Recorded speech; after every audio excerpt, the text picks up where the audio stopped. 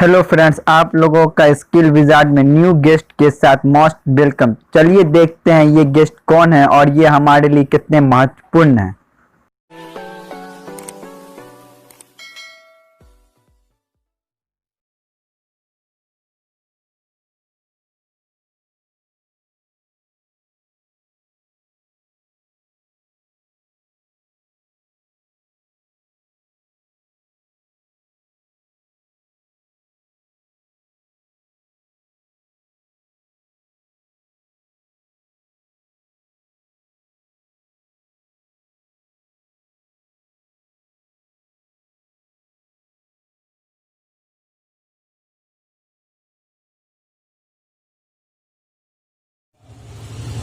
नमस्कार, आप देख रहे हैं जनता की आवाज। मैं हूं फैजान तनवीर और मेरे साथ है रहुआ पूर्वी के मुखिया चंद्रभूषण ठाकुर जी, जो किसी इंट्रोडक्शन के मोहताज नहीं है।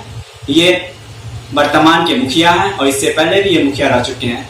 ये लोकप्रिय नेता हैं, तो इनका मैं अपनी स्किल विजार्ड चैनल में स्वागत करता हूँ। धन्यवाद। सबसे पहले सर, आपका बहुत बहुत स्वागत करते हैं इस कार्यक्रम में। आपने अपना कीमती समय हमारे लिए निकाला। तो सर, सबसे पहला क्वेश्चन आपसे ये है कि हमारे जनता को आप अपने बारे में कुछ बताएं और आपका जो पॉलिटिकल लाइफ है उसके बारे में थोड़ा सा हमारे जनता को बताएं। देखा जाए पॉलिटिकल लाइफ तो हम लोग वशिष्ठ बाबू के साथ राजनीति में समाजवादी पार्टी शुरू किया, लेकिन अपने बारे में आकलन हम कुछ नहीं बताएंगे आपको। मेरा आकलन आप कीजिए। सर, दूसरा क्वेश्चन ये है कि आपका कार्यकाल 4 साल से ज्यादा हो गया है। इस कार्यकाल में आप अपने क्षेत्रों में क्या क्या उपलब्धि प्राप्त की है? जैसे जितने भी मुख्य सड़क थे उनका छोड़ करके जो गली नाली जितने भी योजना थी उसको मनरेगा के तहत ढलाई करवाया। और सबसे बड़ा उपलब्धि मेरा अपने मुखिया कार्यकाल में ये है कि डॉक्टर नीलेश के घर के निकट से लेकर के जो चौड़ जाती है लगभग 5 किलोमीटर सड़क है, वो मेरा सबसे बड़ा उपलब्धि है। जिस पर कभी कोई सवारी नहीं चलता था, कोई साइकिल नहीं चलता था, उस सड़क को मैं पहले कार्यकाल से लेकर के, बाद में वो काम थोड़ा रुक गया, बाद में आज लेकर के उसको लोगों से दान लेकर के जमीन मुहैया करा करके, लोगों से जमीन सरकार के पक्ष में लिखवा करके और उसका सड़क बना करके कंक्रीट पक्का सड़क 12मासी सड़क बनाया, जिससे किसानों को 12मासी सुविधा वहां से प्रदान होता है। मेरे सबसे मुख्य कार्य मेरे लिए वही है। सर, आपके पंचायत में टोटल कितने वार्ड है? 11 वार्ड है। 11 वार्ड जी। सर, आप जिससे पहले जो इलेक्शन हुई थी नीतीश कुमार जी नीतीश कुमार जी का वादा था, 7 वादाओं में से एक वादा ये था कि नल जल का वादा, जी जी, कि वो हर घर में नल देना चाहते। जी जी। तो आपके इस 11 वार्ड में जी टोटल कितने वार्ड में नल जल का काम पूरा हो चुका है और किन किन वार्डों में नल जल का काम बाकी है और चल रहा है और कब तक कंप्लीट होगा? जैसे 6 वार्ड को पंचायत को करना था, तो 6 वार्ड में आपको 1, 2, 4, 6, 7 और 8 में बात हो चुका है। 1 साल से पानी वहाँ लोगों को दिया जा रहा है और बच गए आपके 3, 5, 9, 10 और 11। जिसको काम पीएचडी को करना था वो काम पंचायत को नहीं करना था, वो काम दे दिया गया था पीएचडी विभाग को।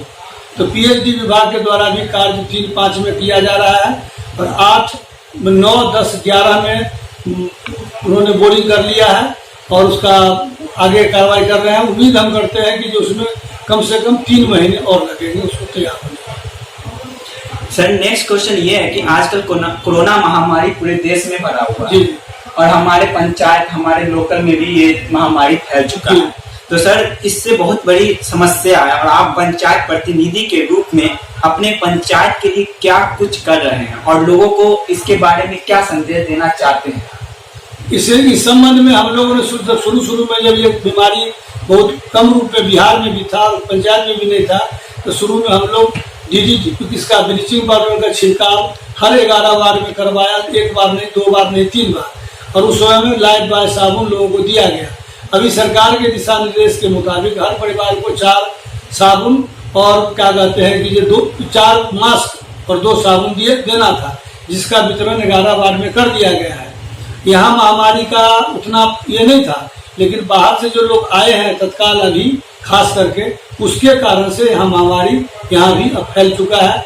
रहुआ पूर्वी में ज़्यादा नहीं है, एक पेशेंट डिटेक्ट अभी तक हुआ है वार्ड नंबर 9 में, वार्ड नंबर 9 में हुआ है, बाद बाकी नहीं हुआ है।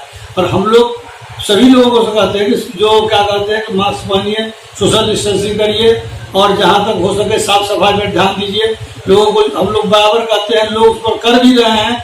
तो लोकल में तो कोई बीमारी नहीं है, जो भी बीमारी हो रहा है बाहर से जो लोग आ रहे हैं उन्हीं से फैल रहा है। इसमें हमारा ये कहना है कि जो सरकार का जो शुरू में व्यवस्था किया गया वो व्यवस्था अभी जरूरी था करना। अच्छा, तो सर अब सरकार जो व्यवस्था आप अभी बता रहे हैं अभी करना चाहिए, सरकार नहीं कर रही है, तो फिर भी आप अपने क्षेत्र में लोगों को क्या बताना चाह रहे हैं? लोगों को हम लोगों ने कहा कि सोशल डिस्टेंसिंग मेन इसमें जो हो गया है, जो चूंकि महामारी फैलती है, इस पर रखिए, मास्क लगाइए। और अभी इस संबंध में लोग इसका पालन भी कर रहे हैं, जिसका नतीजा है कि इस गांव में महामारी नाम मात्र की है। मेरे रहुआ पूर्वी पंचायत में इसका कहीं फैलाव नहीं है, कोई उस तरह का कोई सेंटर भी नहीं है, कोई ऐसा कोई रेड जोन भी नहीं है, ऐसी कोई स्थिति नहीं है। और जहाँ तक संभव हो सकेगा हम लोग उसको आगे जब कोई परेशानी होगा तो फिर उसको हम लोग समाधान करेंगे। तत्काल कोई ऐसा कोई घटना नहीं है। सर नेक्स्ट क्वेश्चन ये है कि आज दूसरे प्रदेश से प्लान करके जो हमारे मजदूर भाई आए हैं, उनके लिए मनरेगा के तहत काम देने की क्या योजना है आपके पास? अभी मनरेगा के तहत काम देने के लिए सरकार ने अभी कहा था, जो उन लोगों को काम दिया गया, उन लोगों का चूंकि जॉब कार्ड पहले से बना हुआ था, तभी एक नहर उड़ाई कराया गया है, उसमें कुछ लोगों को काम दिया गया है। चूंकि अभी बारिश शुरू हो गई है तो अभी तत्काल उन लोग का जो लोग आ रहे हैं काम करने के लिए, तो उन लोगों का काम किया जा रहा है। अभी एक नया योजना दिया गया है, सूखा को देखते हुए या जो अभी उन लोगों का पशु शेड में उन लोगों को लगाया जाए। पशु शेड है, मुर्गी शेड है, जिसका मान लीजिए क्या कहते हैं कि आपका गोट बकरी होता है उसका शेड बनाने के लिए इस सब का व्यवस्था सरकार के दिशा निर्देश प्राप्त हुआ है, जिस पर कार्रवाई हम लोग कर रहे हैं। और जो लोग भी काम के लिए इच्छुक होंगे उनको निबंधित कर उनको काम हम लोग करा देंगे। सर आपने अभी कहा था कि जॉब कार्ड, अब तक पंचायत में आपने कितने लोगों को जॉब कार्ड दिया है मनरेगा के तहत? एक्चुअली जॉब कार्ड देने का काम मेरा नहीं है।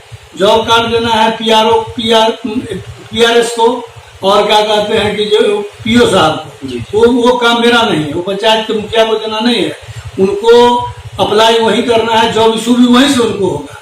लेकिन हमारे हिसाब से एक्टिव वर्कर अभी मेरे पंचायत में लगभग 500 के आसपास एक्टिव जॉब कार्डधारी होंगे। सर एक ये क्वेश्चन है कि मैंने अभी सर्वे किया था पंचायत का, जिसमें वृद्धा पेंशन, विधवा पेंशन के बारे में आपका क्या कहना है? और बहुत सारे ऐसे लोग हैं जिन्हें मैं जानता हूं जो अभी ये वृद्धा पेंशन, विधवा पेंशन से वंचित हैं, तो इसके बारे में आपका क्या है? हाँ ठीक है, इसलिए अच्छा क्वेश्चन है आपका। इस संबंध में हम लोगों ने जितने लोग उसमें कोई कागज नहीं डिमांड किया गया, तो हम लोगों ने कैंप लगा करके प्रचार प्रसार करा करके जितने वृद्ध लोग थे सभी लोगों को हम लोगों ने उसमें अप्लाई कराया गया। और लगभग जितने लोगों को अप्लाई कराया गया वो 90% लोगों को प्राप्त हो गया। कुछ लोगों के साथ टेक्निकल गड़बड़ी क्या है कि उन लोगों के पास बैंक में खाता नहीं खुला है, क्योंकि उनका जो थंब लिया जाता है उसमें थंब में गड़बड़ी के कारण उनका खाता नहीं खुल रहा है। जिन लोगों को नहीं मिला है तो उन्हीं लोगों को सिर्फ नहीं स्वीकृत हो चुका है कि जिन लोगों के पास खाता माने पासबुक नहीं है। बाद बाकी लोग जिनके पास पासबुक था उन लोगों को मिल चुका है। एक गड़बड़ी और भी है इसमें, जो पूर्व से जिन लोगों को मिल रहा था माने क्या जो कैश दिया जा रहा था, बाद में उसको DBTL से माने कैश ट्रांसफर किया जाता है, तो उन लोगों को दिक्कत क्या हुआ कि बहुत सारे लोगों को उसमें कठिनाई हो रहा है।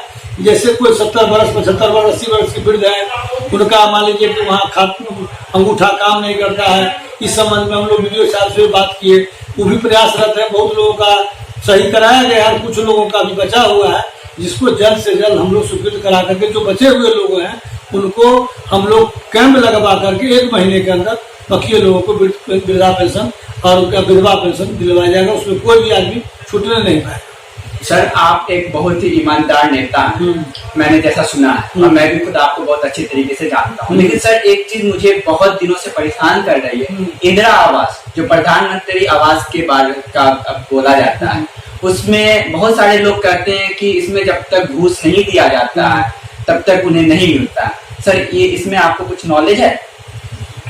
हाँ, इसमें मैंने कहीं कुछ हद तक आप इसने बात सही कहा, लेकिन जब से मेरे यहाँ ये अनुबंध प्रवेश वीडियो आए हैं तब से इसमें बिल्कुल लगाम लगा दिया गया है। और वैसे कोई अब हम लोगों के नॉलेज में ऐसा कहीं कोई घटना सामने में नहीं आया है कि जो किसी को देता हो। हमारे पास एक आदमी, नाम तो मैं नहीं ले सकता हूँ, लेकिन एक आदमी में उसको फोन रात में किए थे वार्ड नंबर 10 से, तो उन्होंने मुझसे कहा कि ये एक आदमी को घूस ले लिया गया है इंदिरा आवास में। तो मैंने कहा कि देने वाले को और लेने वाले को दोनों को मेरे सामने कराया, लेकिन जिन्होंने फोन किया आज तक मेरे पास उसको लेकर के नहीं आया। हमने तहकीकात किया तो अब भीतर से कोई देते हो, लेकिन न प्रखंड में हमारे वीडियो ऐसे हैं कि जो एक नया पैसे का वहाँ लेन देन नहीं। अजमल क्या नाम है? अजमल प्रवेश। हाँ, तो उनको भी एक पैसे का लेन देन कहीं से भी कोई नहीं कर सकता है, मैं दावे के साथ कह सकता हूँ। और हम लोग इस संबंध में, जहाँ तक इंदिरा आवास के संबंध में है, उसमें जो आदमी अगर कोई करता है, लेता है, देता है, तो हम तो इस बात को दे सकते हैं। अपना आप भी कह सकते हैं, जैसे कहीं कहीं सुनने में आता है कि कुछ लोग लेन देन करते हैं, लेकिन हम लोग उस पर सख्ती किए हुए हैं। भीतर से कुछ किए कर रहा होगा तो उसको हम नहीं बता सकते हैं। हम उसको 100% आपको गारंटी भी नहीं दे सकते हैं कि कोई देता है कि नहीं देता है। लेकिन जब कोई मेरे पास शिकायत आता है तो जब उससे मैं पूछता हूँ कि भाई तुम लोग मान लो क्या सबको जब का प्रचार प्रसार कर दिया जाता है, एक बिना पैसा दिए हुए भी इंदिरा आवास मिलता है, तो फिर आप लोग देन देन क्यों करते हैं? तो सामने में कोई नहीं आता है, लेकिन भीतर से बाद में पता चलता है कि जहाँ किसी ने किसी को दिया, लेकिन जब तहकीकात किया जाता है तो बात सच नहीं होता है। सर ये तो बहुत दुखद की बात है, इंदिरा आवास उन्हीं को मिलता है जिनके पास घर रहने का नहीं होता है। हाँ बिल्कुल। अब बताइए उनसे अगर घूस लिया जाए तो उनको कितना पैसा बचेगा एक घर बनाने में? आपका कहना ठीक है। अब उसमें तो मान लीजिए कि हमारा तो ये सिद्धांत है कि जैसे ये बात तो आपके सामने में नहीं बोलना चाहिए, लेकिन हम धर्मानुसार ये बात बोल सकते हैं कि आदमी अगर कोई हिंदू है तो गाय खा ले लेकिन घूस नहीं खाए। अब वो कर सकता है वहां पर, लेकिन उसमें भी कोई खाता है उसको हम क्या कर सकते हैं? बिल्कुल बिल्कुल आपने सही। सर हम क्या कर सकते हैं? सर एक क्वेश्चन ये है कि एक स्वस्थ लोकतंत्र में संवाद का होना अति आवश्यक है, अतः आपने कभी ग्राम सभा या ग्राम पंचायत का बैठक किया? नहीं, ग्राम सभा तो समय समय पर होता ही रहता है, लेकिन उसमें ये मैं एक चीज मैं दावे के साथ कह सकता हूँ कि ग्राम सभा या वो हमारे कैबिनेट का बैठक तो होता है नियमित रूप से, लेकिन ग्राम सभा में आदमी की उपस्थिति बहुत कम रहती है और उसका जो कोरम का कभी कभी अभाव में उसको रद्द कर देना पड़ता है। और लोग का उसके प्रति चूंकि वहाँ जो निर्णय होता है उस पर कहीं न कहीं उसको आदमी जाता है, तो वही जो आपका कहना प्रश्न हुआ, इंदिरा आवास, वृद्धा पेंशन, ये सब तरह का समस्या लेके लोग आते हैं, उनका समाधान तुरंत नहीं हो पाता है, इसलिए लोग उदासीन हो जाते हैं, जो आगे के सभा में जाने से कतराते रहते हैं। लेकिन मैं अपने कर्तव्य के पालन में अपना, जब भी आम सभा का डेट निर्धारित होता है तो निश्चित जाते हैं उसमें। सर आपके पंचायत में पंचायत भवन है क्या? जी, पंचायत भवन भी है, मेरे यहाँ पंचायत सरकार भवन भी बन गया है। तो सर जनता का आरोप है कि पंचायत भवन होने के बाद भी आप जनताओं का समस्या पंचायत भवन में न लेकर अपने आवास पे लेते हैं और जनता से रूबरू न हो पाते हैं, बहुत कम रूबरू होते हैं, तो सर इसमें क्या है? कुछ हद तक तो ये बात ठीक भी है, लेकिन जो उसका उन लोगों का जो काम होता है, जो मंथली मीटिंग है या जो पदाधिकारी जिनको बैठना है वहीं बैठते हैं, उनका कार्यक्रम, उनका जो भी निराकरण होता है वही किया जाता है। यहाँ कोई भी बैठक नहीं होती है, कोई भी पंचायत संबंधी बैठक मेरे आवास पर नहीं होती है, लेकिन हो सकता है कभी कभी वहाँ नहीं जा पाते हो, ये हो सकता है, लेकिन ऐसा कुछ नहीं है। जो बैठक हम यहाँ लेते हैं बैठक होता है वहीं, और जनता को भी जो काम होता है देता है। अब कुछ लोगों को मालूम नहीं है, वो कागज लेके यहीं चले आते हैं, जो उनको जानकारी नहीं है चले आते हैं, फिर उनका काम, अब चले आते हैं तो फिर उनको वहाँ भेजना रोज ब रोज तो संभव नहीं है, तो उनका काम यहीं कर दिया जाता है। सर नेक्स्ट क्वेश्चन, सबसे खास क्वेश्चन आपके लिए ये है कि अगले 5 साल में आप अपने आप को कहाँ देखते हैं? ऐसा नहीं लगता कि जिस प्रकार की आपकी साफ सुथरी छवि है और जितना लंबा प्रखंड और पंचायत स्तर पे आपका राजनीतिक अनुभव है, आपको पंचायत के आगे विधायक के बारे में सोचना चाहिए? नहीं, ऐसा कुछ नहीं सोचते हैं, ऐसा कुछ नहीं सोचते हैं। सर अगर आपको कोई पार्टी आने वाले विधानसभा इलेक्शन में टिकट देती है तो आप उस पर लड़ने के लिए तैयार हैं? जी नहीं, आगे कोई चुनाव लड़ने का हम नहीं मन बना रहा है। मैं पंचायत लेवल पे बात नहीं कर रहा हूँ, मैं विधायक लेवल पर भी कोई चुनाव नहीं लड़ना चाहता। नहीं सर, ऐसा सुनने को मिलता है कि आप जैसे लोगों का यूज कर लेती है बड़ी बड़ी पार्टी विधानसभा इलेक्शन में, उसके बाद वो आपको मुड़कर नहीं देखती है। टिकट देने की बात आती है तो वो अपने कैंडिडेट को दे देती है। जो धरती पे रहकर, जो जमीन पे रह के काम करते हैं, आप जैसे नेता, उन लोगों को टिकट देने में नहीं दे पाती है, और कुछ ऐसे ऊपर से नेता आते हैं, वो टिकट लेकर चले जाते हैं। तो सर, ये सुनकर आपको दुख नहीं होता? नहीं, दुख तो होता है, लेकिन अब उसमें उन लोगों का क्या प्रक्रिया है वो तो हमको उतना गहराई में नहीं जाना चाहते हैं हम। लेकिन अब वो तो देखते हैं, जो मान लीजिए जो लोग उसमें हैं उन्हीं लोगों को खास करके दिया जाता है, और सामान्य लोगों को, क्षेत्रीय लोगों को तो उसमें सही बात है कि सब पार्टी इग्नोर करती है। कोई एक पार्टी पर तो आरोप नहीं लगा सकते हैं, सब पार्टी का यही हाल है। हाँ सर जी सर, आप जेडीयू के जिला सचिव थी जी, तो फिर भी आप बोल रहे हैं कि आप इलेक्शन लड़ना नहीं चाहते? जी नहीं, बिल्कुल नहीं। अच्छा सर, जाते जाते एक और क्वेश्चन है कि 4 साल के कार्यकाल में आपने अपने आप को कहाँ आकलन करते हैं?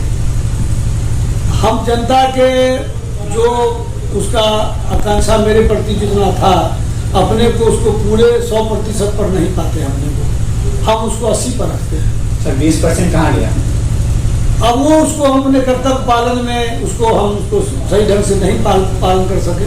जैसे आपने अभी कहा, जो आप वहाँ बैठना चाहिए था, आप यहाँ नहीं, वहाँ नहीं बराबर बैठते हैं, जाते हैं, प्रायः नहीं जाते हैं। तो सर, आप आगे कोशिश करेंगे 100% प्राप्त करने का?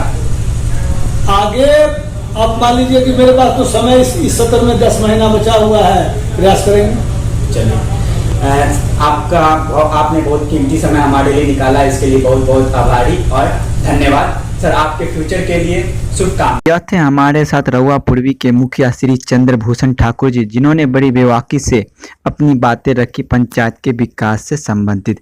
अब हम आपसे विदा लेते हैं, बहुत जल्द आपके साथ किसी दूसरी बड़ी पर्सनालिटी के साथ रूबरू होंगे, इस उम्मीद के साथ आपको छोड़े जाते हैं कि आपका आने वाला कल आज से बेहतर हो। आप हमें आज्ञा दें। जय हिंद।